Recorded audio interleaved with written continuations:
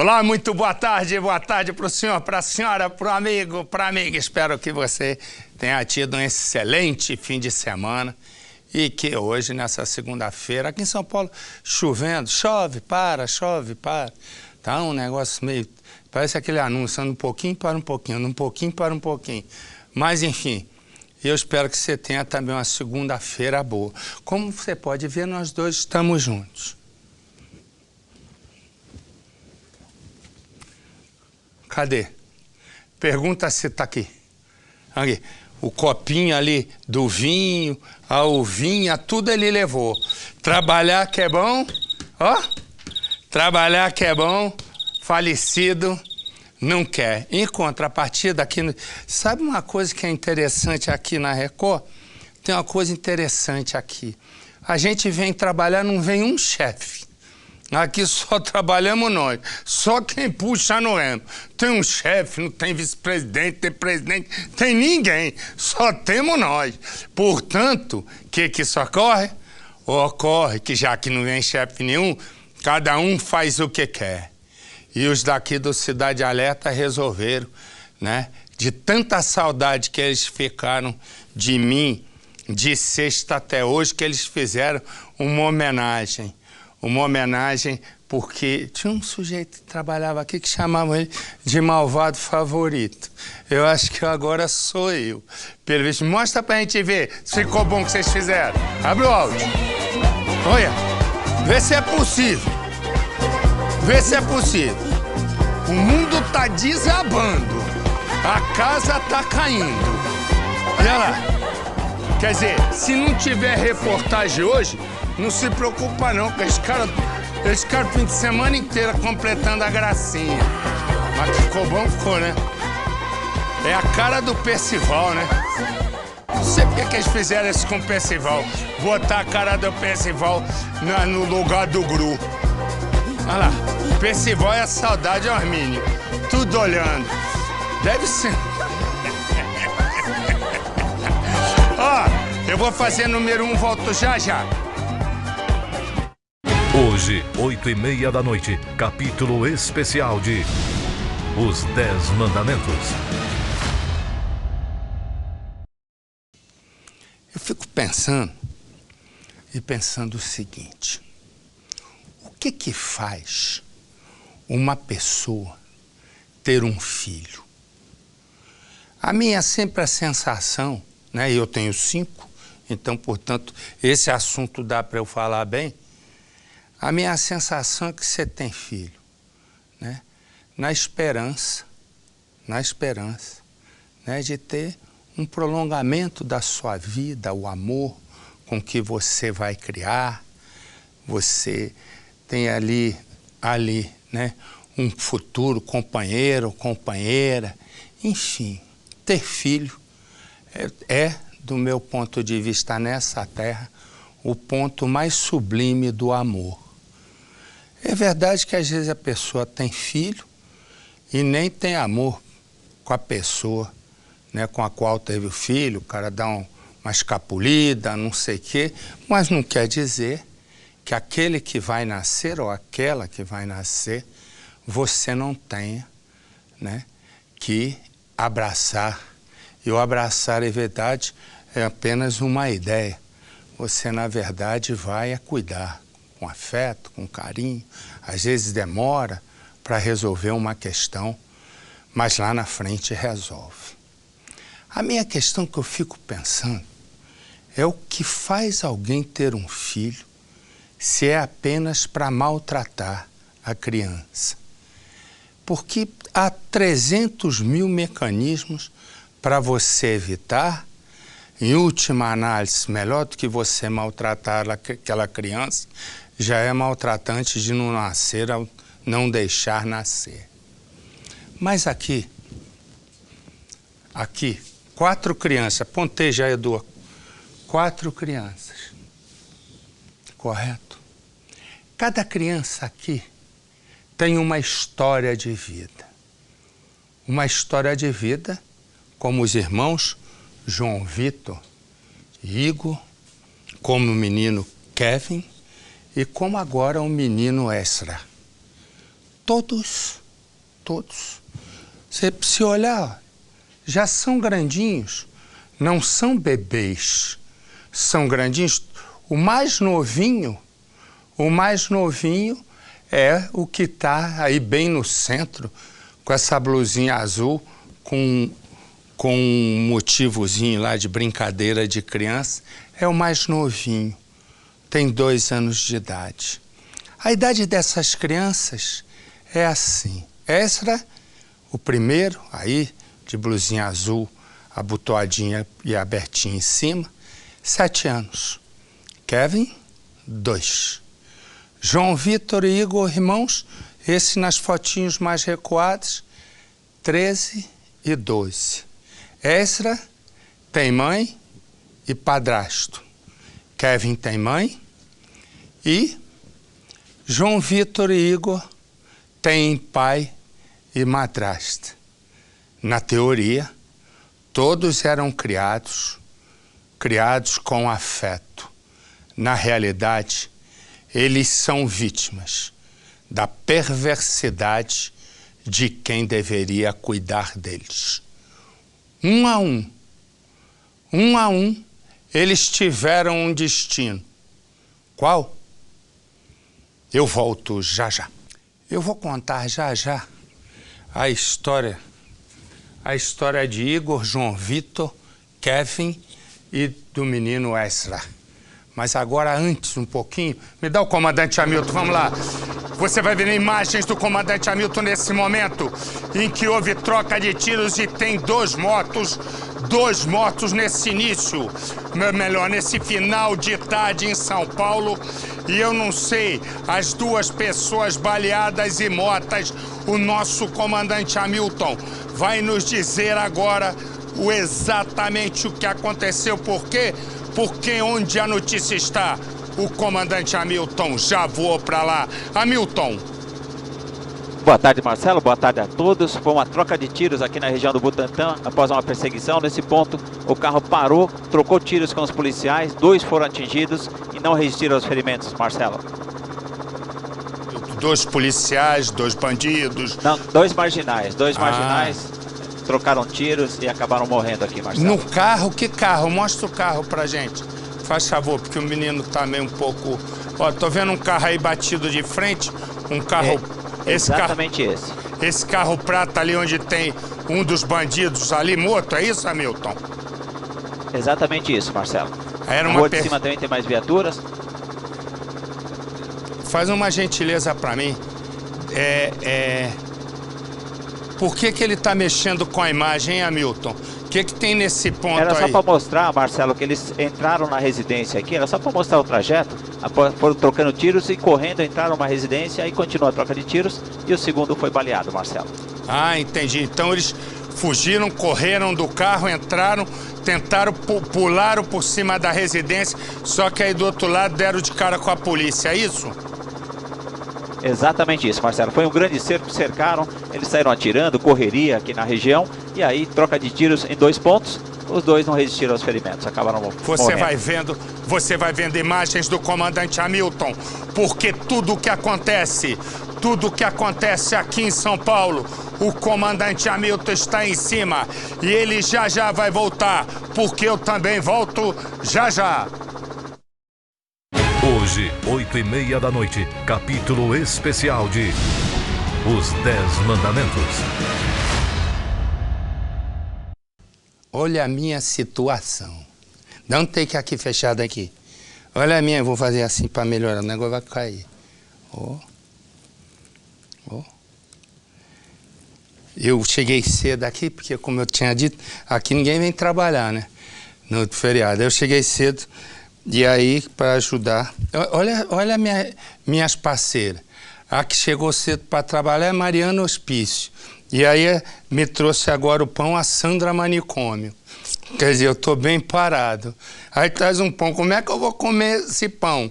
A essa altura, pão de linguiça, ó. Que beleza. Ó, mostra aí. Aí, ó.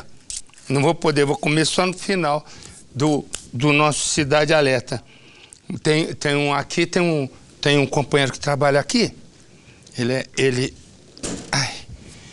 é Ele é um dos cinegrafistas aqui. O bichinho tá babando. Ele tá de regime. Ele conseguiu passar de 180 quilos para 330. Mas tá, beleza. Eu vou deixar o pão ali. Se eu disser acaba de morrer um aqui, pode ter certeza que foi ele. Mas vamos em firme. Pum! Vamos tocar a vida. E tocar a vida, nesse momento, quer dizer se aproximar da morte. E por quê? Era o que eu dizia. Logo que chegamos aqui, eu e você, no Cidade Alerta hoje, eu dizia o seguinte: para mim, na Terra, a forma sublime do amor, né, é o filho. É o que você entrega de você para aquela criança que vai nascer, depois nasce, e a partir daí você vai ajudando a construir a vida até ficar adulto. Não é necessariamente que vai isso dar certo, vai dar errado, mas o fundamental de toda essa história é a palavra amor. E essa palavra amor era, na teoria, o que acompanhavam essas 4 crianças: Igor, João Vitor. João Vitor tem 13 anos, Igor tem 12. Kevin tem 2 e Ezra tem 7. Eu estava em casa no sábado quando soube toda a história do que aconteceu com o menino Ezra. Ele tinha chegado ao Brasil há 2 anos. O padrasto e a mãe são sul-africanos. O padrasto estava há 10 anos no Brasil, a mãe há 6 e ele chegou há 2. O menino Ezra se queixou.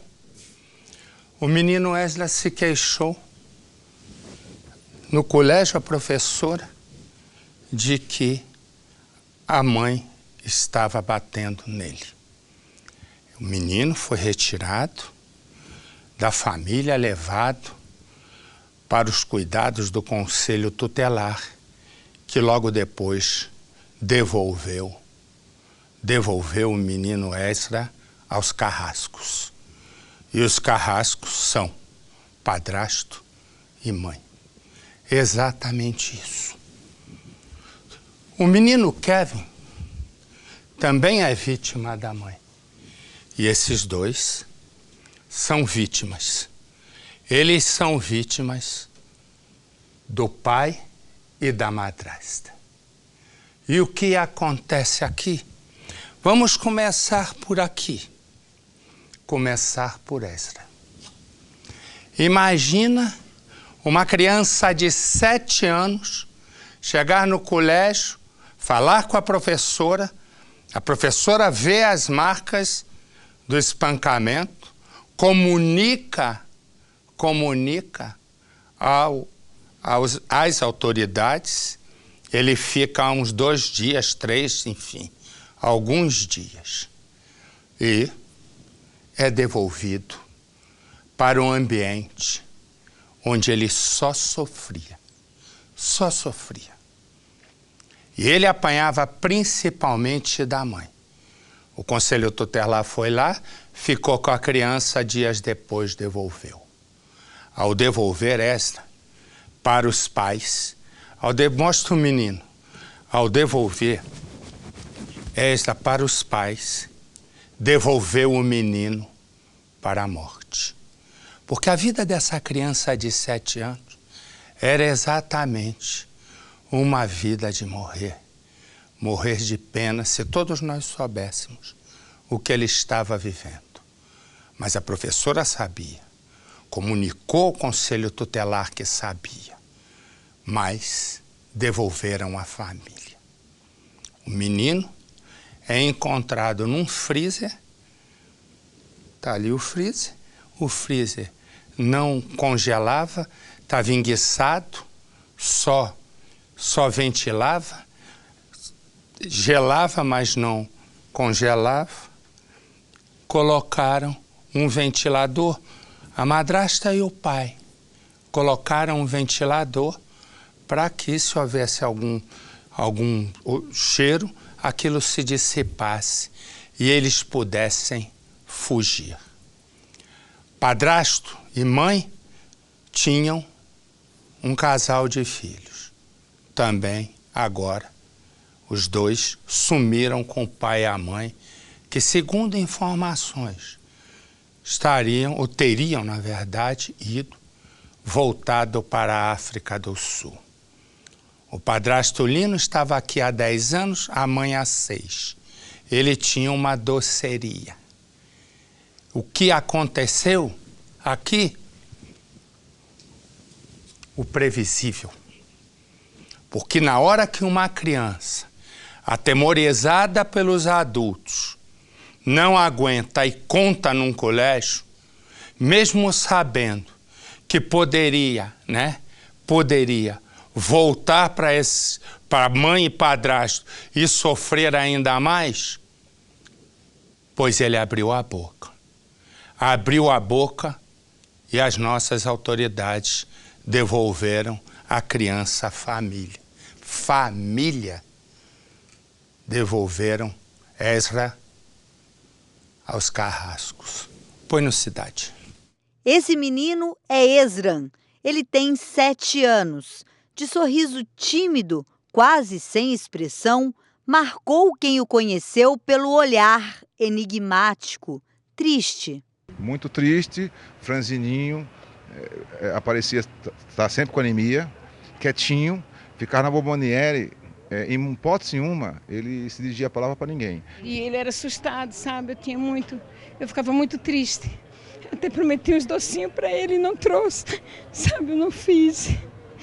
O garoto nasceu na África do Sul. Há cerca de 2 anos veio para o Brasil morar com a mãe conhecida como Lia e o padrasto conhecido como Lino. A criança foi assassinada. E o corpo do garoto deixado no freezer dentro do apartamento onde a família morava. Nossa equipe de reportagem localizou este homem.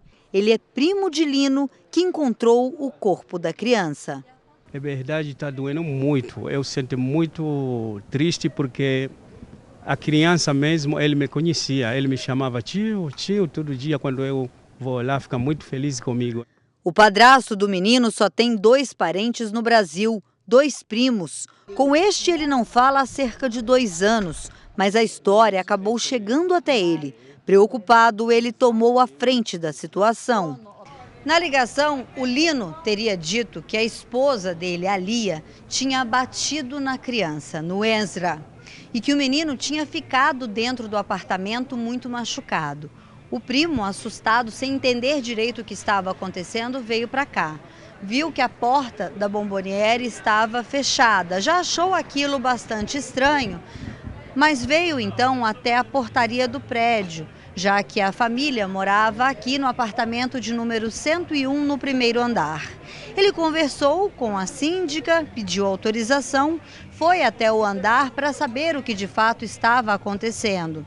Já havia um cheiro muito forte que no corredor já era possível sentir, de acordo com este primo e até com uma faxineira aqui do prédio, que também sentiu esse forte odor. O primo percebeu que no apartamento a fechadura havia sido trocada. Ligou para a polícia, mas os policiais disseram que primeiro tinha que ter o indício de que algo realmente estava errado para que a polícia viesse até aqui. O primo, então, foi o único que recebeu a autorização do prédio para invadir o apartamento, para entrar e descobrir o que estava acontecendo.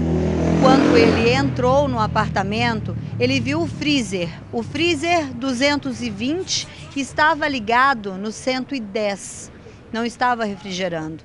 Do lado de fora do freezer, alguém deixou o ventilador ligado. Quando o primo abriu o freezer, ele já se deparou com a pior de todas as cenas. E aquele cheiro era cheiro forte também, mas eu aguentei porque queria saber a realidade que está acontecendo. É verdade, eu fiquei quase louco. A situação era pior. Eu vi o sacola plástico preto, está lá embaixo do fundo do freezer. Aí eu tento rasgar o sacola, vi o lenço de cama tá rolando lá, com corda amarrado. Aí outro amigo me ajudou também, a gente abriu adentro, aí apareceu o braço do menino. Aí a gente pegou susto lá. O primo, depois de ter visto aquela cena, não mexeu em nada. Ligou imediatamente para a polícia, que veio aqui para o local no mesmo momento. Quando os policiais entraram no apartamento, foi chamada então a perícia e foi confirmado que o corpo da criança estava dentro do freezer, enrolado em sacos de lixo, aquele saco preto, envolto em lençóis. Por cima ainda, depois de tudo isso, foi colocado papelão.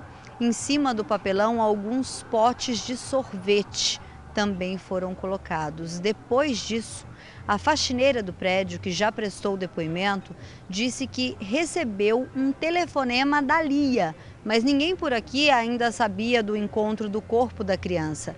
Nesse telefonema, a Lia queria saber se havia movimentação aqui na rua. Estranhamente, essa era a dúvida dela. Dizia que estava com o marido e as outras crianças na Bahia e que logo voltaria para cá. Essas informações já foram passadas para a polícia. A investigação também já pediu imagens de câmeras de segurança aqui do prédio para localizar o dia exato e de que forma Lia, Lino e as outras duas crianças saíram daqui de mudança. Ele me deu outra notícia porque a gente está correndo atrás. Disse o cara está lá com a esposa, com 2 filhos, 2 filhas. Já fugiu para a África? Já está lá. Pouco tempo antes do Lino colocar esse cartaz informando sobre a reforma, ele chegou a comentar com algumas pessoas aqui na rua que faria uma pequena obra. 2 dias antes dele, da Lia, das crianças desaparecerem sem ninguém entender nada por aqui, ele chamou 2 pessoas, 2 homens que ele conhecia aqui na rua, para fazer a seguinte coisa. O Lino pegou o freezer aqui da Bomboniere, desligou e pediu ajuda dessas pessoas para levar o freezer lá para o apartamento. O primo não falava com Lino depois de uma briga em família. Ele diz que se surpreendeu com a informação confirmada pela família de que o casal e as 2 filhas já estariam na Tanzânia, tentando voltar para o país de origem, a África do Sul. Ele acredita que o casal seja responsável pelo assassinato. Eu acredito uma coisa, o mãe acho que finalizou tudo, mas o primo, como marido, ajudou, porque mulher sozinha não pode fazer a coisa daquela, colocar o menino no freezer, tudo sozinha, não pode. É difícil. Eu acho que os 2 estão responsáveis por esse caso. A família vivia em um apartamento simples nesse prédio da região central de São Paulo há muitos anos. Lino e Lia, que também são africanos, aparecem nessas imagens em uma lanchonete que fica perto de onde eles moravam. O casal tinha uma bomboniere que ficava embaixo do prédio onde moravam. Os comerciantes tiveram mais 2 filhas, que nasceram no Brasil. Uma menina de 4 anos e a outra de 1 ano e meio. Ezra, o menino muito magro que aparece nas fotografias pouco à vontade, um dia dividiu com essa mulher, a professora da escola, o sofrimento que passava. Ele não conseguiu falar nenhuma palavra, foi apenas com um único gesto. E acabou, em vez de falar, ele virou de costa para mim, levantou a camiseta e mostrou aquelas marcas nas costas dele. Ele tinha tanta marca, gente, que não tinha onde bater mais. Fazia tempo que ela estava batendo nele, que ele tinha marca velha e marca nova. Ele tinha marca preta, cicatriz, estava um pouco afundada a coluna dele. Não tinha lugar mais para bater nele. Maria Lúcia foi professora da criança em uma escola pública. Assim que soube da morte do garoto, foi até o prédio. Ela disse que na época o menino estava triste e agitado. Ele foi ficando triste e agitado. E ele chegava com o olho arregalado na escola.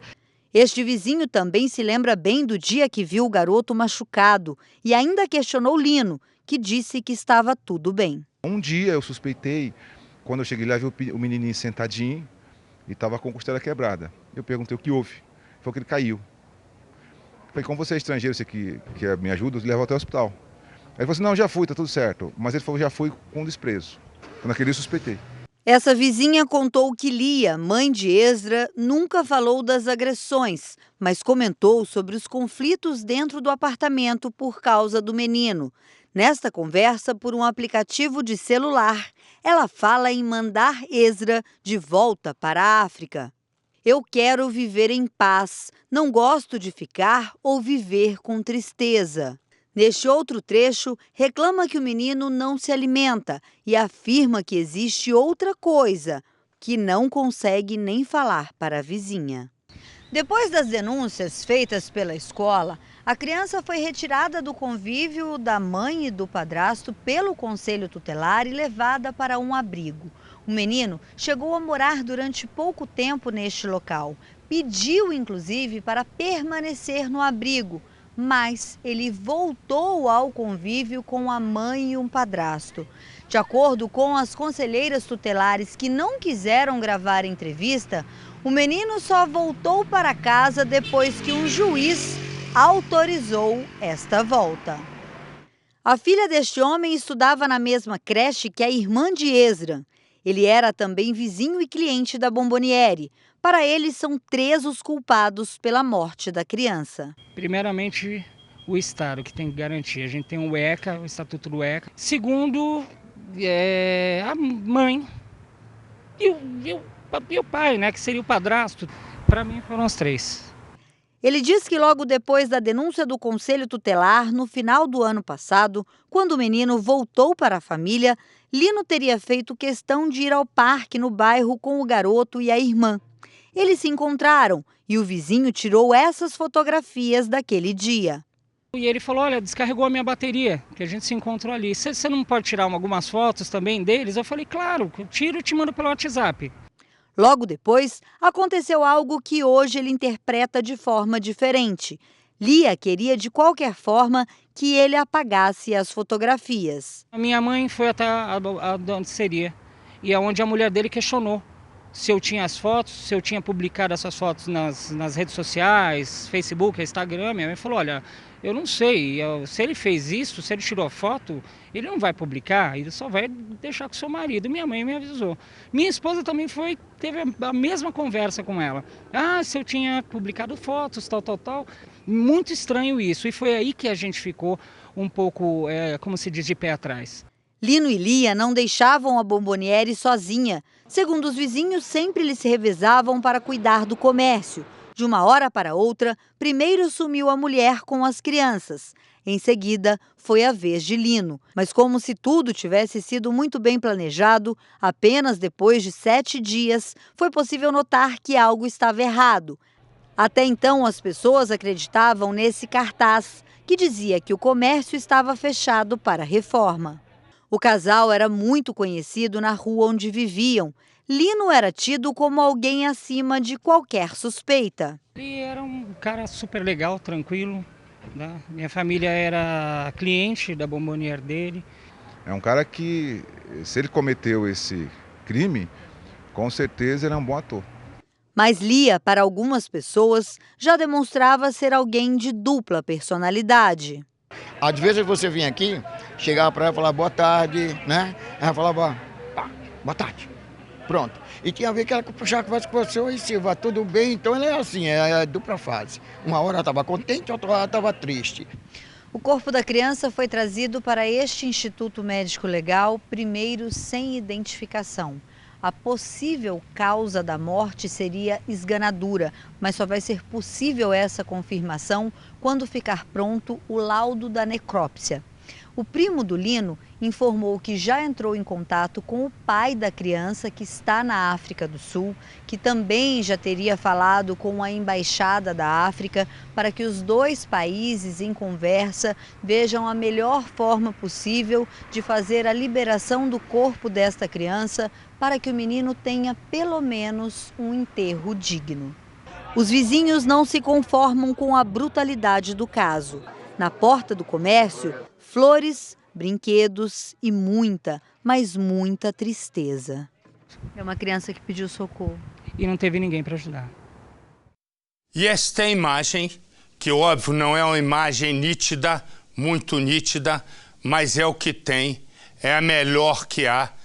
E as informações são de que os dois teriam ido para a África, mas vai que não tenham ido. Portanto, se você viu esses dois, se você conhece esses dois, se você sabe onde eles estão, ligue. Ligue para o Disque Denúncia. Ligue para a polícia e a sua identidade vai ser mantida no mais absoluto sigilo. Corta para mim. Há uma questão, né? A essa altura, a polícia aqui de São Paulo vai ter, né, que o governo do estado entrar em contato com o Itamaraty para que o Itamaraty também tome providências junto às autoridades sul-africanas, se é que eles já entraram na África do Sul. Mas quem tem todas as informações é a nossa Fabiola Rabo de Arraia com o seu novo perfil. Diga lá, Fabiola. Boa tarde. Marcelo, você falou... Boa tarde, meu querido. Você falou exatamente o que vai ser feito amanhã. Por conta do feriado, esse novo passo nas investigações vai ser dado amanhã. Agora a polícia, Marcelo, acredita que por conta que eles acreditam que o crime foi premeditado, eles se prepararam para essa fuga, mas a polícia acha que eles ainda estão aqui no Brasil. Os dois suspeitos, a Lia e o Lino, com as duas crianças. Então, nesse momento, eles estão justamente fazendo as buscas e seguindo alguns rastros que foram deixados pelos dois suspeitos, na esperança, lógico, de localizá-los. O corpo da criança, Marcelo, continua no Instituto Médico Legal, lógico, aguardando todo o procedimento para que a criança possa ter realmente um enterro. Apesar de tudo isso que aconteceu, é o que os vizinhos, as pessoas que estavam sempre próximo da criança esperam, Marcelo. E de qualquer maneira, Fabiola, a própria entrada do Itamaraty vai acabar se comunicando com os parentes do menino, né, para ver se leva o corpo para a África do Sul. Enfim, é uma série agora de circunstâncias e a nossa Fabiola vai estar lá exatamente acompanhando cada passo desta tragédia. Obrigado, meu amor. Um beijo. Até já. Ok, Marcelo. Até já. O bichinho emagreceu tanto que os dedinhos estão compridos, filho. Resumo. Mas aí, o que eu quero dizer é o seguinte, há uma questão também de que eles poderiam estar, né, na Tanzânia, como disse a nossa Lenisa, na intenção de ir dali para a África do Sul. Só que na versão de uma testemunha, eles estão na Tanzânia, mães estão com medo de voltar para a África do Sul e acabar, né, não é nem preso, mortos pelos parentes em função do que fizeram. Mas isso é uma coisa que eu me pergunto, e estava me perguntando desde que a gente começou hoje o nosso Cidade Alerta, como é capaz alguém fazer isso, né? Se já é difícil da gente entender, fazer isso com uma criança que não tem o sangue nosso, imagina alguém fazer com o próprio sangue. Me dá a mulher, por favor, que está dando entrevista, faz favor, na imagem. Essa mulher que está dando entrevista, você vai vendo nesse momento, ela tem um filho de 2 anos de idade, um menino todo sorridente, alegre, não sei o quê. E o filho dela desapareceu. O filho dela desapareceu, corta aqui para mim. O filho dela desapareceu e o filho dela é Kevin, de 2 anos de idade. De repente, os tios de Kevin chegam de viagem e vão na casa e notam que tem coisa errada, o que é que fazem? Encontram o menino enrolado dentro do sofá. Me dá a mulher que está dando entrevista, por favor. A mulher que está dando entrevista é a mãe do menino. Foi ela quem executou o próprio filho. Por que você ficou com tanta raiva? Eu fico pensando como é que alguém é capaz disso. E está ali dando entrevista, não sei o quê. Eu vou dizer uma coisa, é por isso que eu sou, em casos assim, eu sou literalmente a favor da pena de morte. Não tem ninguém, deixa eu falar para que me ouçam bem. Eu sou a favor, nesse caso, da pena de morte. Porque não tem outra solução. Alguém que faz isso com a criança de 2 anos, filho, mãe, né, que é a coisa mais preciosa que existe nesse mundo, né? E aí, o que ocorre, vai lá e ainda dá entrevista e vai... Duvido que alguém não pergunte ali, não está arrependida? Põe no Cidade. Um menino alegre, sorridente e cheio de vida. Que levaria alguém a matar uma criança de forma tão cruel? Kevin Gomes Sobral tinha 2 anos. Estava em casa apenas com a mãe. Esta mulher conhece a família e acredita que a mãe de Kevin está mentindo. Eu senti que no comportamento dela não tinha um comportamento de uma mãe que estava sofrendo pelo filho que sumiu. Todas as vezes que a gente tentava levar ela a levar a linha de raciocínio para um lado, assim, por exemplo, ele não saiu por aqui, procura em casa. Não, ele saiu e alguém levou ele, alguém levou. Kevin era filho único. A família morava nesta casa simples na cidade de Ibirité, região metropolitana de Belo Horizonte. Kevin foi encontrado morto 3 dias depois de desaparecer. O corpo dele estava dentro do sofá da casa dos tios, enrolado em um lençol, já em estado avançado de decomposição. Os tios da criança chegaram de viagem e sentiram um cheiro forte que vinha aqui da sala. Seu Sebastião é dono dos imóveis onde a família mora. Ele disse que os vizinhos fizeram buscas no bairro, porque a mãe afirmava que a criança tinha saído por este portão, que sempre fica fechado. Sempre fica fechado, entendeu? A criança não tem dar nem altura ali para abrir. Aquilo poderia subir, mas o acesso aqui é um acesso difícil. As buscas também foram feitas na casa dos pais e dos tios da criança. Os bombeiros reviraram o local um dia depois do desaparecimento de Kevin. O bombeiro só não mexeu no sofá do canto, o resto estava afastado da parede, não tinha como ver ninguém.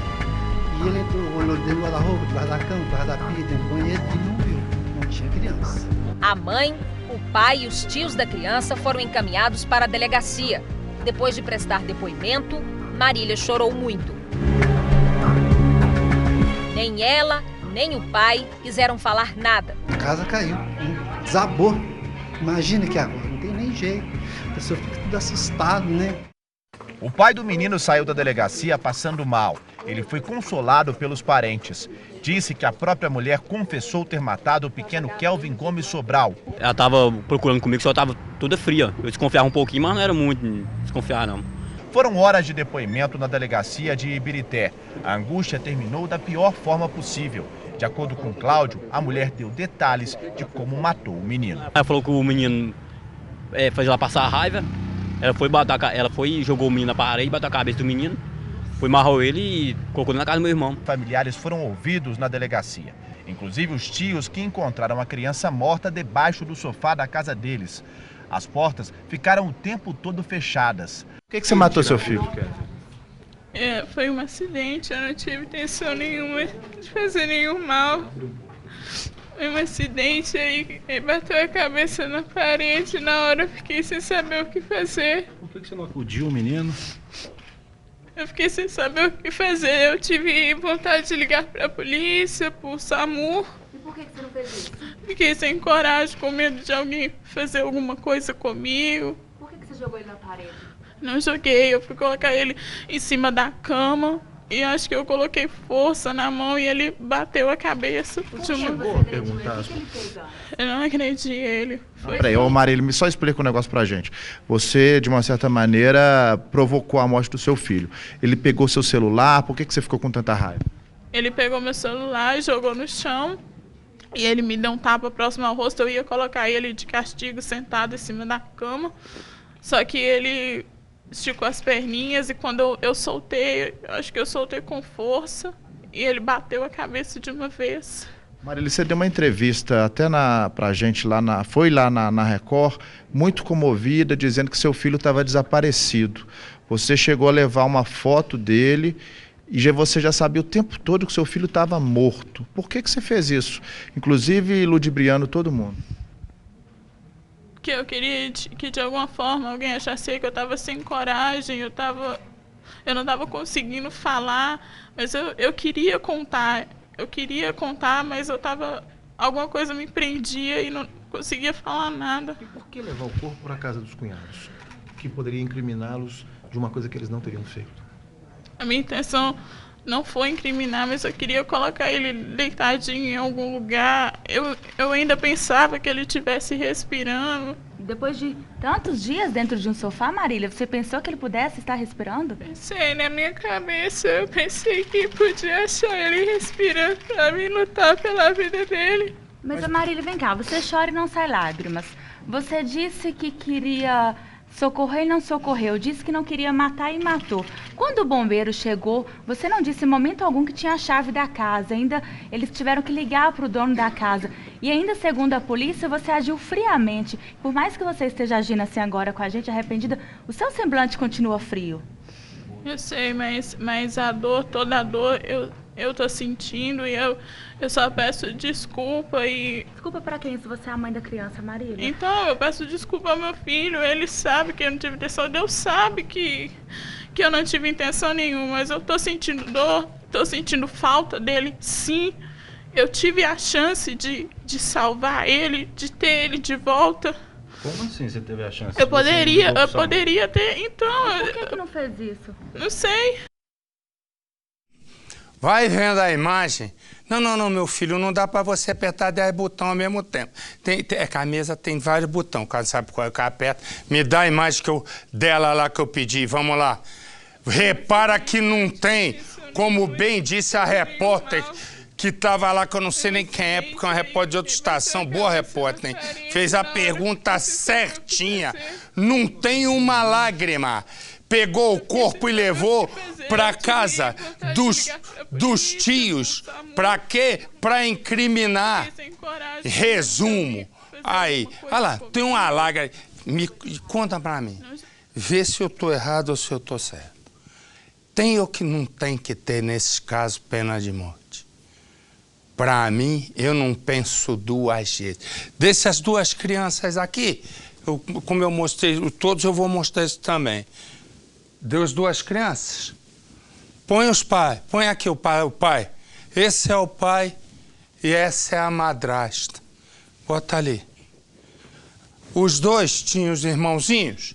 Tinham 13 e 12 anos. Esse pai aí, ó, e a madrasta. Resumo, o menino João Vitor de 13 e Igor de 12, eles já tinham tentado fugir de casa porque eram maltratados. E as fugas acabaram não dando certo. Resumo, esses dois estavam juntos há 4 anos. Sabe o que eles disseram para a polícia? Aqueles dois eram obstáculos na nossa vida. A pergunta é, como é que um pai pode falar isso de 2 filhos adolescentes? Me diga se eu estou errado. Se 2 sujeitos desse aqui tem que ainda ficar na cadeia, é julgar e tchau, põe no Cidade. Para a polícia, estes são os 2 assassinos, João Alexandre Rodrigues e Eliane Rodrigues. Ele, o pai, ela, a madrasta. Os 2 teriam matado João Vitor, de 13 anos, e o irmão Igor Giovanni, de 12. Para confundir a polícia, os criminosos cortaram os corpos e esconderam no lixo. A pessoa teve o cuidado de cortar em pedaços pequenos para que jogasse dentro do caminhão de coleta e que não fosse percebido. Essa, acredito que foi a intenção dessa pessoa. Não deu certo. Um gari descobriu o crime. Eu nem acreditei, pensei que era tipo um pé de boneco, uma coisa. Quando eu toquei, eu puxei assim, aí eu percebi que era um pé de gente. A polícia custou a acreditar. A gente não sabe que que esperar, né, de um ser humano. Então é muito difícil. Foram encontradas outras partes dos corpos nas ruas de Ribeirão Pires, um pequeno município da Grande São Paulo. A investigação revelou um crime ainda mais cruel. Segundo a polícia, o pai e a madrasta sufocaram, queimaram e depois cortaram os corpos dos 2 irmãos. Detalhe, minutos depois o pai, que é porteiro, foi para o serviço.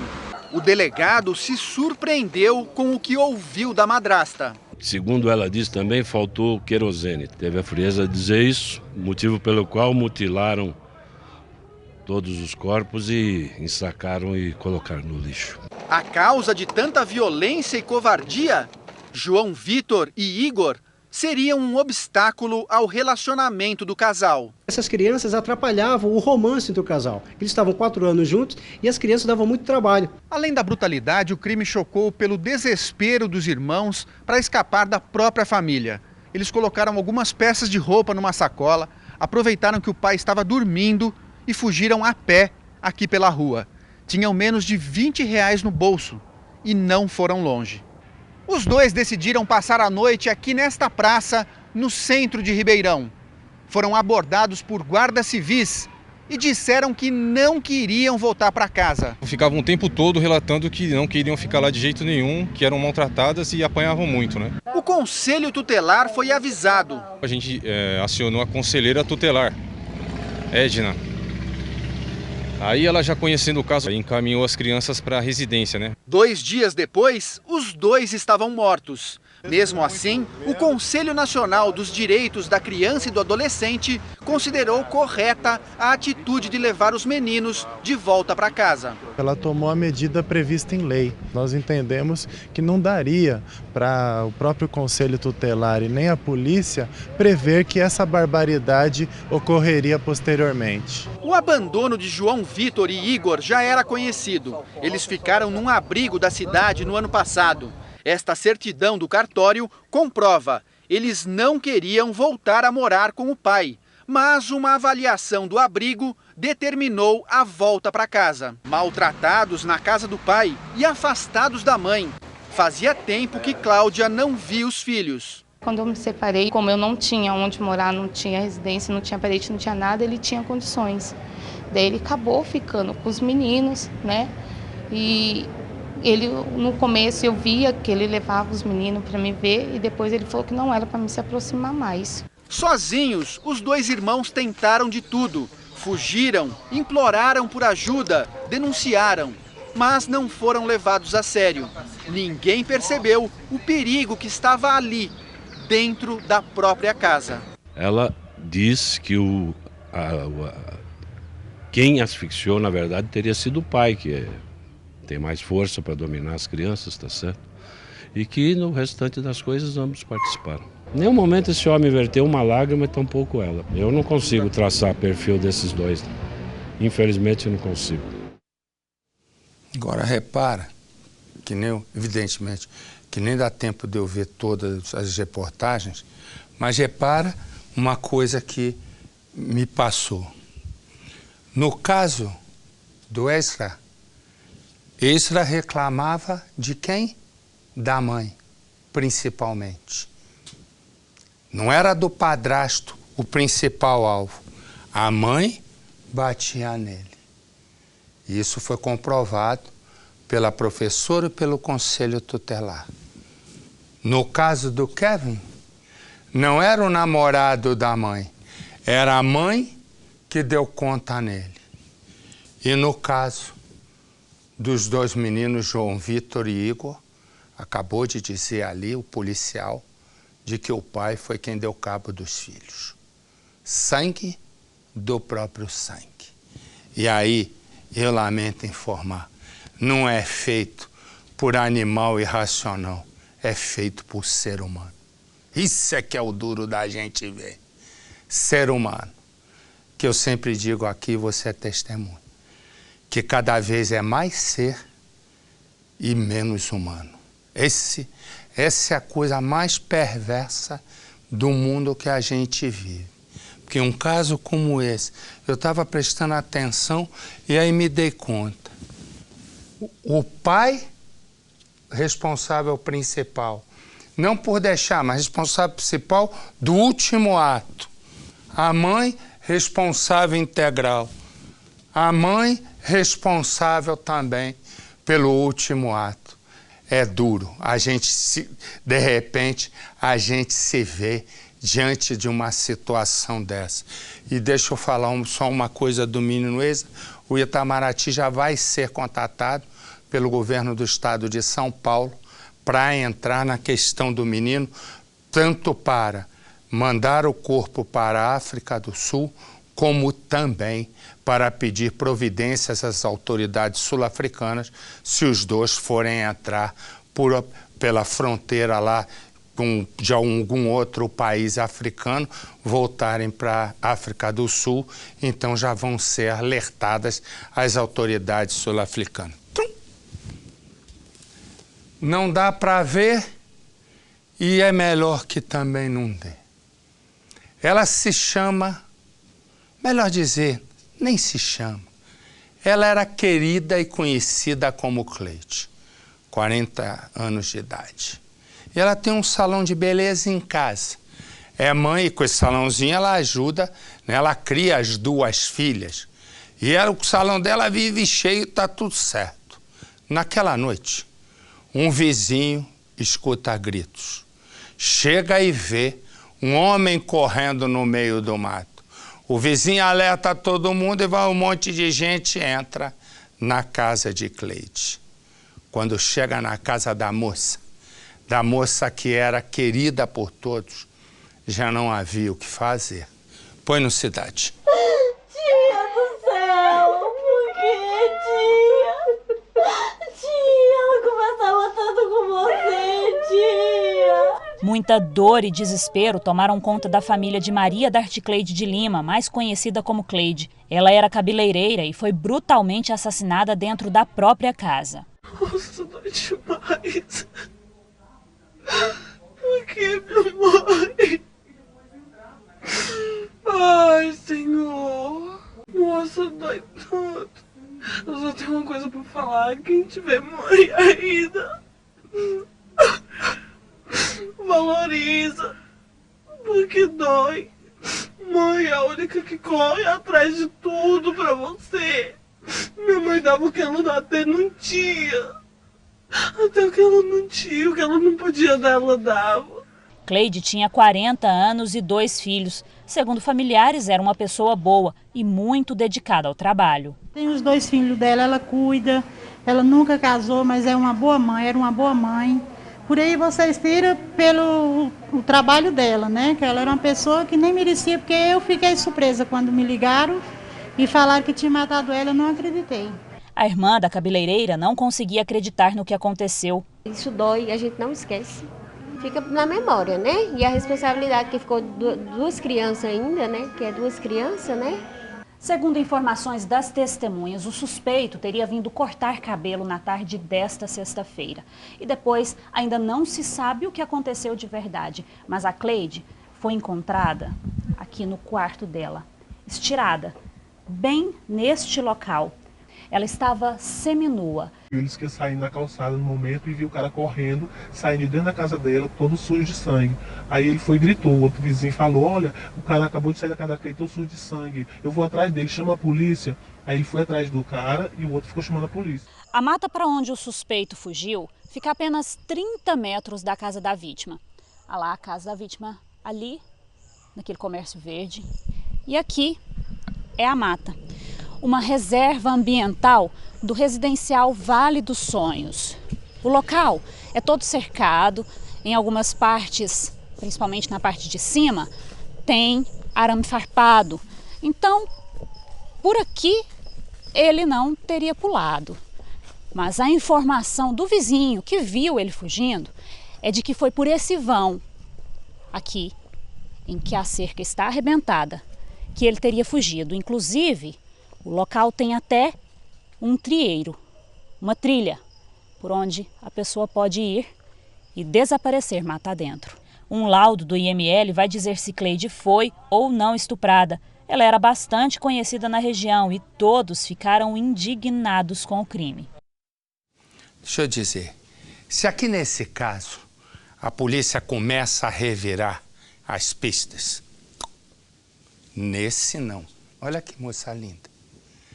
Ela se chama Nívia. Ela se chama Nívia. Me dá a imagem do circuito, por favor. E o homem que você vê aí se chama Leonardo. Eu vou mostrar já já a foto dos dois. Leonardo, nesse momento, está esperando. O carro que passa acaba de deixar Nívia em casa. Leonardo há de subir uns degraus. E agora, a única coisa que ele caminha é entre as celas do presídio. Corta para mim. Naquele dia, Leonardo está desesperado para falar com Nívia, a ex-namorada. Nívia não atende o celular. E Leonardo, então, decide ir até a casa da ex-namorada, que é uma estudante de direito. Nívia tem 24 anos. Eles tinham brigado. Ele ficou ali, aquela imagem que eu e você vimos. É ele à espera dela. Quando ele vê a namorada chegando em casa, ela está de carona com um amigo. Ele vai, espera a menina entrar em casa e parte para cima do amigo dela. Viu aquele carro que saiu em velocidade? É o amigo fugindo. Ele aí, Leonardo, põe os dois juntos aqui, por favor. Aí, Leonardo, que você vai ver numa entrevista, Leonardo invade a casa da menina e a encontra no terceiro piso da casa e começa a discussão. A partir daí surgem duas versões. Leonardo disse que Nívia se apavorou na discussão e, sem querer, caiu do terceiro andar e morreu. A polícia tem uma única certeza, de que Leonardo a jogou lá de cima. E é por isso que ele está ali, é exatamente por isso que ele está preso. Quando a polícia levanta a ficha de Leonardo, descobre que ele já tinha várias prisões por agressão. Põe no Cidade. Nívia Araújo, 24 anos, linda, sorridente e de bem com a vida. Uma jovem advogada morre após cair do terceiro andar de uma casa. Acidente ou assassinato? Leonardo acabou com nossos sonhos, ele acabou com a nossa felicidade, ele acabou com a nossa família. Acabou com tudo. O principal suspeito, Leonardo, ex-namorado. Eu tenho que lutar pela minha defesa. Ele jura inocência. Quero poder sair daqui de dentro e mostrar que eu sou inocente, porque eu sou. Será? Eu saí, deixei minha filha rindo, brincando. Menos de 6 horas, menos de 12 horas, não sei, quando eu volto, a minha filha estava morta já.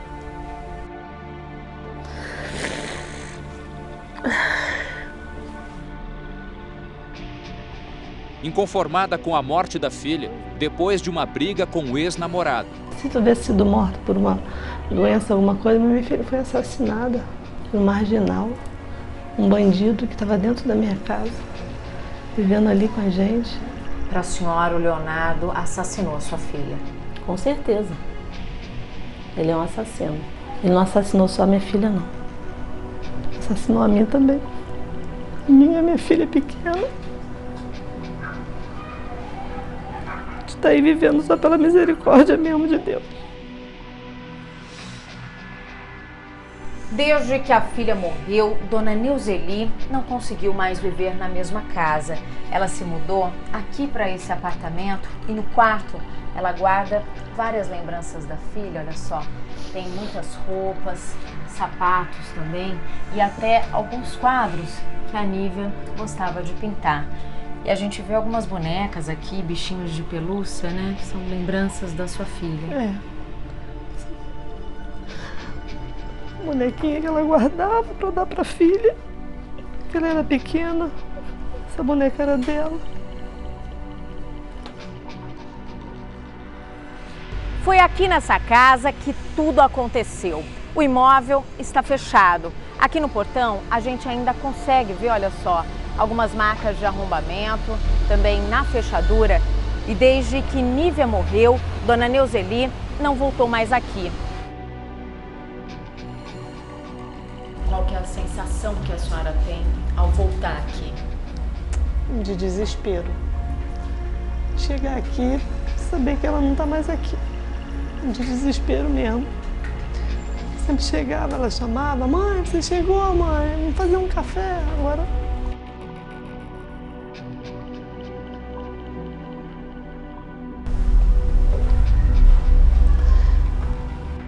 Dona Neuzeli precisa encontrar forças para entrar no quarto da filha.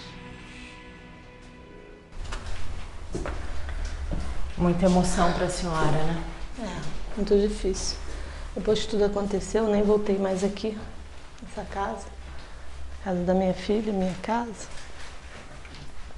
Esse aqui era o quarto da Nívia. É, esse aqui é o quarto dela, a caminha dela ainda tá mais aí.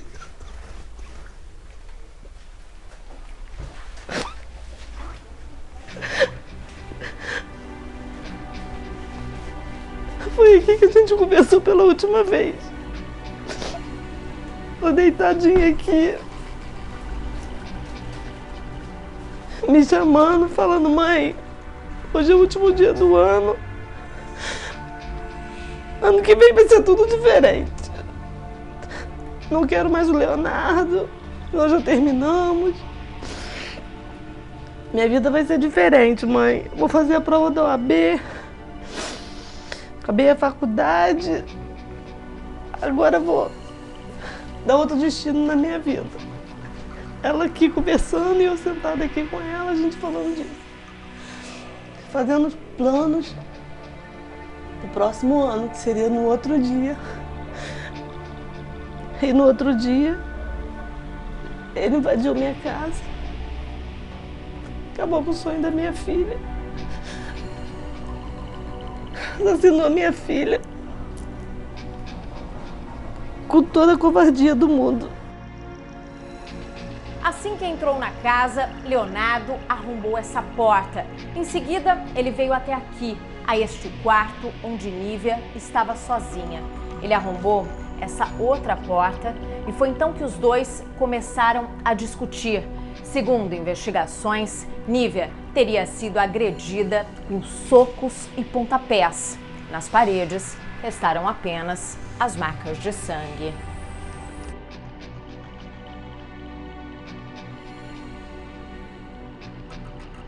Nívia estava feliz com a conquista. Concluir o curso de Direito, mas ainda tinha outros sonhos. E ela sempre falava que gostaria de ser delegada de polícia. Na monografia da estudante, o tema que deixou os professores surpresos: crimes passionais. Eu confesso que quando eu li, eu confesso que eu cheguei a levar um susto. Né? Me soou até como se fosse uma premonição. Triste, né? Eu confesso que até na hora que eu peguei a ficha dela, eu até mostrei minha coordenadora acadêmica, que também ficou assim meio em choque. Mas o que realmente aconteceu na casa depois da briga entre Nívia e Leonardo?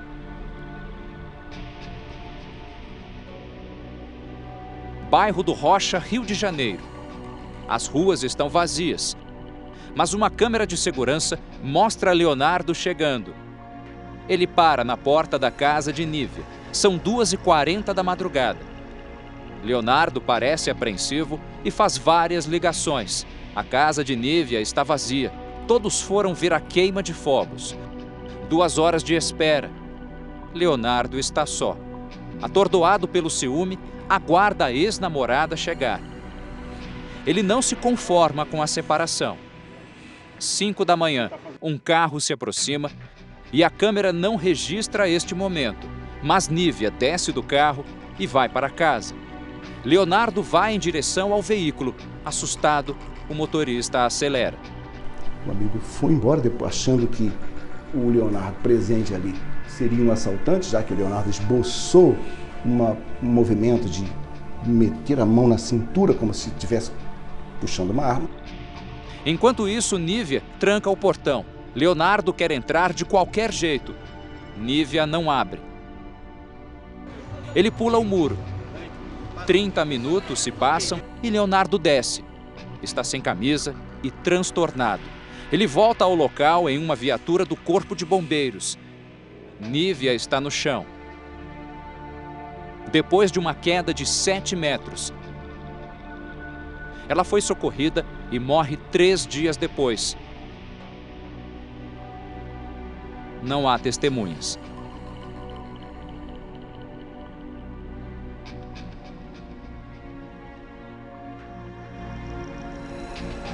Mãos para trás, cabeça baixa e passos lentos. Este homem é acusado de planejar o assassinato da ex-namorada.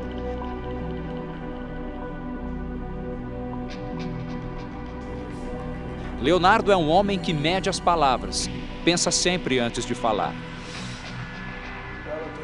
Confirma que brigou com Nívia e que bateu na ex-namorada. Ela me agrediu primeiro com um arranhão no rosto e ela começou a vir pra cima de mim. Eu dei, foram 2 tapas nela. Foram 2 tapas. Eu não agredi a Nívia em momento nenhum de dar soco, de dar pontapé, de bater nela com madeira, de bater nela com um pedaço de ferro, com nada. Em momento nenhum. Durante 1 hora de entrevista, Leonardo conta que depois da briga, os dois reataram o namoro. E Nívia resolveu recolher as roupas no varal às 5 horas da manhã. Quando a gente ameaçou entrar na porta para ir pro quarto, para dormir ou conversar, ou se acertar, resolver, ou ligar para a mãe dela e falar, olha, aconteceu isso, te brigou, mas enfim, ela saiu pela porta que dá acesso ao terraço e falou exatamente assim para mim, eu vou tirar a roupa do varal.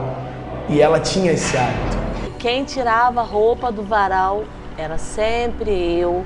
Quem colocava a roupa do varal era sempre eu. Nívia não tirava a roupa do varal, hipótese alguma. Então isso é mais uma mentira desse assassino cruel. E ela não foi em direção à roupa da Cor. Ela já subiu a escada e já foi em direção à mureta. E ela colocou um pé, colocou o outro, virou o corpo e despencou sem falar nada.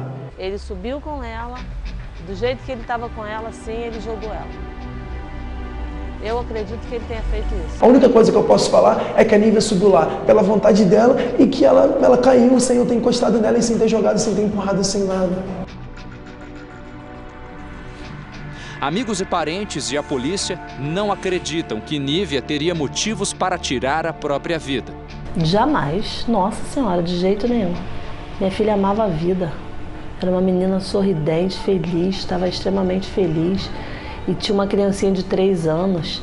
Isso aí é coisa que ele está inventando para poder não pagar a pena que ele tem que pagar. Mentira dele. Era mais que uma irmã para mim. Ela era uma menina batalhadora, ela cuidava da filha dela muito bem. Ela não precisava de ninguém para ser feliz. Ela dava força para qualquer um que estivesse triste. Eu nunca vi a Nívia triste. Paixão doentia? Obsessão?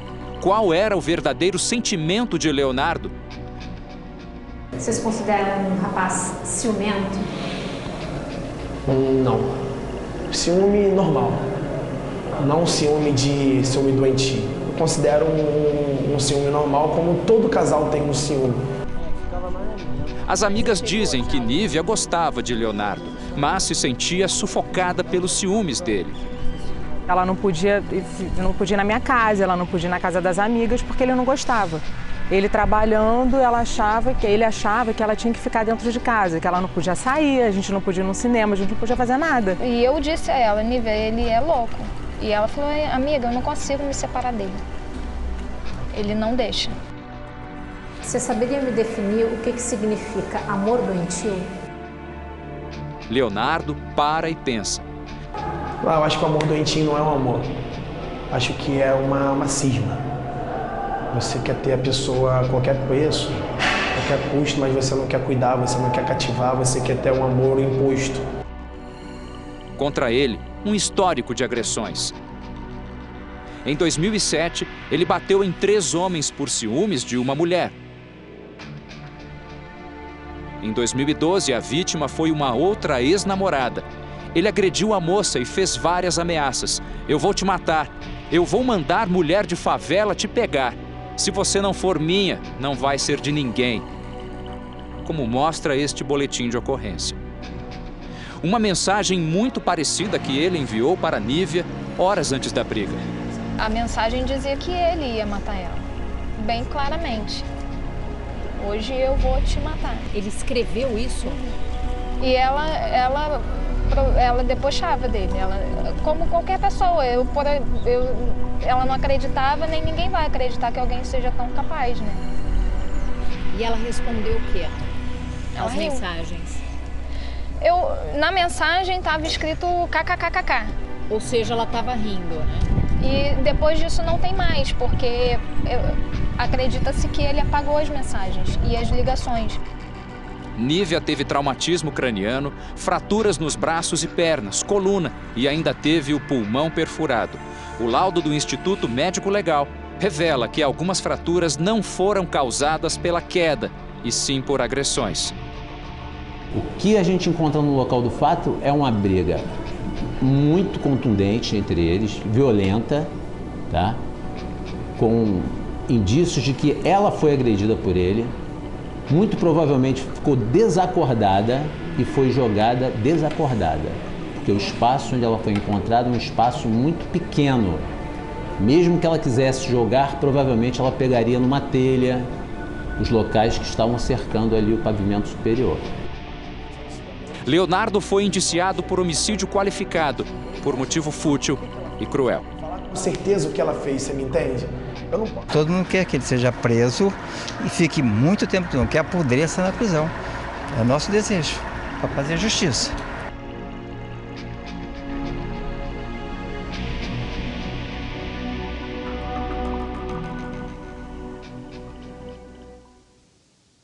Me dá a imagem que você está vendo. Ele disse assim, não, eu estava tranquilo, eu não estava afobado, não. Repara, quando ele parte, volta um pouco a imagem para mim do início. Aí, ó, repara, ali é ele angustiado na porta da menina, na porta de Nívia. O take seguinte é quando ele vai partir para cima do carro do amigo de Nívia, que a deixou, o rapaz foge. E aí ele entra e aí já ele sem camisa, depois de, segundo a polícia, ter matado a moça. Corta para mim. E eu vou direto ao Rio de Janeiro com o nosso Gustavo Marques, porque o nosso Gustavo tem mais informações sobre o caso. Boa noite, Gustavo. Boa noite, Marcelo. É um prazer falar com você novamente. Só para você ter uma ideia do perfil desse tal de Leonardo, ele não era ciumento só. Na verdade, ele era obcecado pela Nívia. Ele proibia até a Nívia de conversar com a própria mãe. Quando ele percebia o papo, ele já se intrometia e separava as duas. No começo do relacionamento, a Nívia achava até normal. Ele tem uns ciúmes, tal, isso demonstra cuidado, mas depois a coisa foi evoluindo e ela ficou preocupada. Marcelo, ela nunca soube dos registros de agressão que ele tinha contra. Feito. Obrigado, Cadê o Gustavo? Bota aqui o Gustavo para eu dar até logo para ele, por favor. Obrigado, Gustavo. Um abraço. Até já, meu irmão. Obrigado, Marcelo. Um abraço. Obrigado, querido. Pensa no seguinte. Pensa no homem que se chama... Pode tirar ali o Gustavo, senão vai ficar me olhando aí. Pensa aqui. Esta se chama Simone. Ela é casada com Luciano.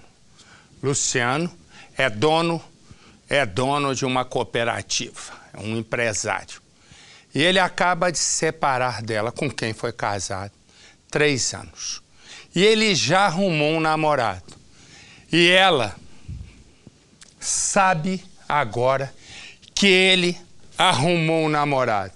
Põe ali a imagem ali, por favor.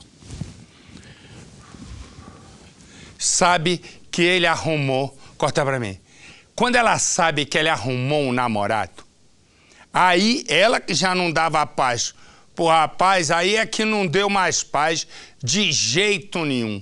Passou a ligar o dia inteiro e dizia, não, nós precisamos falar de dinheiro, nós precisamos falar de divisão de bem. Aí aquele dia ela disse assim, não, eu tô te ligando hoje pro seguinte, a gente precisa assinar uma documentação do nosso divórcio. Assim, você vai ao teu caminho, eu vou no meu e tá tudo certo. Ele foi ao encontro dela. 5 horas depois, o carro em que ele estava é encontrado carbonizado. E Luciano está morto. Ele está morto. 3 homens envolvidos no assassinato. A mandante, segundo a polícia, aqui está. É o que diz a polícia. Esta é Simone, que teria contratado 3 matadores para... Quer ver? Mostra o carro só, para eu ver. Olha o carro. A situação que ficou o carro de uma história que começa assim. Luciano mal se separa da esposa e já arruma uma namorada. Mas ninguém pode saber. É que a ex-esposa Simone não larga do pé dele. O casamento de 3 anos termina justamente por essa marcação cerrada. Poxa, você demora, hein? Tá louco? Demora, meu. E se descobrir que ele já tem outra, pensa Luciano, está tudo lascado. Simone até já aceitou a separação. O problema é que agora deu para ficar falando em dinheiro e divisão de bens. Carro, você quer tudo, você quer casa, você quer carro, você quer sítio. Pô. Ou vai ser do meu jeito ou vai ser como. Luciano não aguenta mais. Não, meu, já falei com você. Tá. Tá bom, tá. E olha que a família do rapaz sempre o avisou que Simone seria um problema. Eu não tô de brincadeira. Tá bom, tá. Tá. Tchau. Esquece. Então, poxa. Você tá linda demais, hein? Obrigada. Mesmo casado, Luciano sempre gostou de aventura. Empresário bem-sucedido, é apaixonado por carros, motos e agora inventou de voar de ultraleve. Mas nem isso ele consegue mais fazer, de tanto que Simone o atormenta. Tá, mais tarde depois...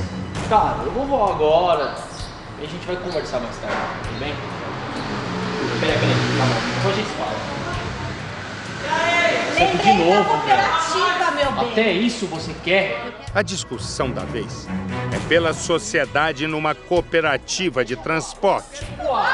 Hoje eu quero discutir um pouquinho. Eu quero a minha parte da cooperativa. Você quer comprar? Naquele dia, Luciano faz um churrasco com a família. É quando o telefone começa a tocar sem parar. É Simone. De tanto que ela insiste, Luciano atende. A ex-mulher diz que precisa se encontrar com ele. Luciano logo imagina que a ex-esposa já descobriu que ele tem uma namorada. Só que não. Simone diz que eles precisam assinar uns documentos da separação. Assinar os papelados que o advogado já fez. Luciano não quer ir, mas ela insiste. E o ex-marido cede. Tá bom, tá. Vou fazer o seguinte, me empresta a chave do teu carro que eu vou ver o que essa mala quer. Luciano pede o carro do sobrinho e avisa que vai se encontrar com a ex. Mais tarde eu tô aí. É nóis, hein? O churrasco continua e nada de Luciano voltar. Cadê o Luciano? Luciano, faz um tempão já que ele Ele saiu. não tava aqui? Tava, mas ele pediu a chave do meu carro já faz umas 3, 4 horas, bastante tempo e até agora eu não sei onde ele. Tá bom, obrigado. 5 horas depois, uma ligação. Alô? É ele. A polícia acaba de encontrar um carro queimado. É o carro do sobrinho de Luciano. E há um corpo carbonizado. A perícia comprova. É um empresário. É Luciano, o ex-marido de Simone. A família nunca teve dúvidas. dúvidas de quem tirou a vida de Luciano. Eu já sabia que era ela. Ela que você diz, a Simone. É a Simone Lupino. Ex-mulher dele. Ex-mulher dele. Cinzas. Medo. A gente percebia, né? Percebia nele mesmo, você olhando pra ele. Assassinato. Atrás desta fachada, no prédio do Departamento de Homicídios, é feita em sigilo a investigação da morte de Luciano Galhardo. Mas o segredo está sendo desvendado. A história coloca em questão um interesse em comum e, ao mesmo tempo, a relação amorosa que houve entre a vítima e a ex-mulher. A imagem não é muito clara, mas ali está um carro queimado. Cena que é resultado de um crime. A vítima é o homem que aparece feliz nas fotografias, durante a pesca, no voo de ultraleve, ao lado de amigos ou sozinho. Luciano é presidente de uma cooperativa de transporte que presta serviços para a Prefeitura de São Paulo. E a sede ficava nesta casa. A família quer descobrir o passo a passo do homicídio. Ele é uma pessoa maravilhosa, todo mundo gosta dele. Ajudava muita gente. É boa pessoa mesmo. Este irmão quer o rosto encoberto, porque o assassino não está na cadeia. Naquela tarde, Luciano opera a churrasqueira, está muito feliz. A namorada colombiana também está aqui. Os dois planejam viajar para Minas Gerais e logo na sequência para a cidade natal da jovem colombiana. Não dá tempo. É final de tarde quando o telefone toca. Os parentes recebem a notícia. O carro que pertence a um deles é achado em chamas. Seguimos um dos irmãos de Luciano, que nos leva ao depósito onde o carro queimado está guardado. Não demora a chegar. E a imagem impressiona. Ficamos desesperados e começamos a ligar para ele para saber onde ele estava. Roberto tenta entender como o irmão é assassinado num período tão curto, em plena luz do dia. O crime ocorre entre 10 da manhã e 3 horas da tarde. Os bombeiros apagam o fogo. Do carro que pertence ao sobrinho de Luciano, não resta quase nada. Apenas o esqueleto completamente retorcido pelo calor das chamas. É nesse instante que o crime vai ser descoberto. Os policiais militares que estão no local abrem o porta-malas e descobrem que ali há o corpo de um homem. Os peritos dizem à família que há vestígios de objetos como o celular. Só o celular que conseguiu resistir ao fogo, mas todo destruído. A investigação segue um rumo diferente do que é o roubo seguido de morte. Há informações protegidas pela polícia.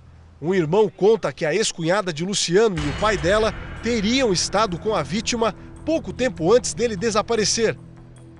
Vamos até a cooperativa para encontrá-los.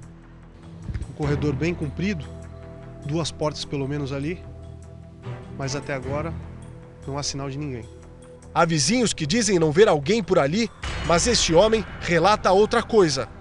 Veio outro rapaz aí. O senhor viu um rapaz aqui ontem? É um senhor de idade. Senhor de idade. E uma mulher, senhor de idade. E uma mulher. Pela descrição, se tratam da ex-mulher de Luciano e do pai dela. Todos trabalham juntos na cooperativa, mesmo depois da separação do casal. O irmão, que não quer aparecer, conta que o casamento de 3 anos termina por causa das brigas constantes. Eles tiveram uma briga na casa deles, teve até o irmão dela, deu coronhada na cabeça dela, o filho. Luciano insiste por mais 3 anos, mas não dá certo. A família não consegue falar com Simone desde o assassinato. Os irmãos tentam encontrar provas para ajudar a polícia. A carcaça do carro queimado, com o corpo do rapaz no porta-malas, é achada dentro desta propriedade, a 10 quilômetros da cooperativa. Sentiu o cheiro de fumaça, eu pensei, inclusive. E eram mais ou menos que horas? Era por volta de umas 3 horas. 3 da tarde? 3 e pouca, por aí. Mas outra pessoa percebe movimento perto do carro. É o pai deste homem. Deu uma olhada e viu que... Aí pensou que fosse um casal, alguma coisa. Mas ele já tem uma idade avançada e não enxerga bem. É. Mas ele viu movimentação de pessoas. É. Repare que esta é uma região afastada. Não há casas nem de um lado nem do outro da rua. E a mata cerca o local. Hoje, Há uma cerca aqui, na cena do crime. Quando os bombeiros e a polícia chegam até este ponto, não encontram essa barreira. Observam que o carro pega fogo exatamente ali, onde agora só há cinzas e vestígios do fogo. A investigação avançou. A polícia teria encontrado vestígios no carro que Luciano deu para a ex-mulher. Com novos traços, a certeza da família parece mais clara. A advogada da cooperativa e ex-mulher da vítima, que trabalhava bem aqui, ainda é apontada como testemunha na investigação. Mas, segundo o advogado da família de Luciano Galhardo, pode ocorrer uma reviravolta, justamente por conta da hipótese que mudou. Segundo o advogado, os investigadores acreditam que a motivação não foi passional, mas sim financeira, por conta das altas quantias em dinheiro que eram movimentadas bem aqui, na cooperativa. Quase um ano depois, a casa foi alugada. Daqui, a cooperativa já esteve em outros 3 lugares diferentes, disse o irmão da vítima. O contato dele com a polícia também cresceu. Do jeito que foi feito, botaram até fogo.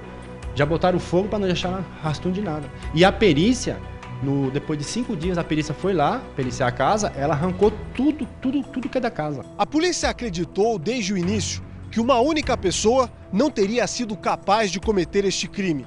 A suspeita cresceu depois da quebra de sigilo telefônico de pessoas do círculo da vítima.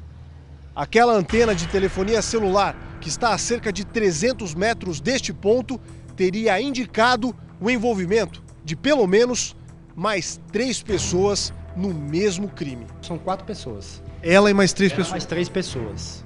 Homens ou mulheres? 3 homens e ela. Agentes e peritos chegaram a realizar testes com luminol na cooperativa, mas nada foi achado. A polícia precisa esclarecer: quem são os 3 homens? Qual a relação deles com Simone Lupino?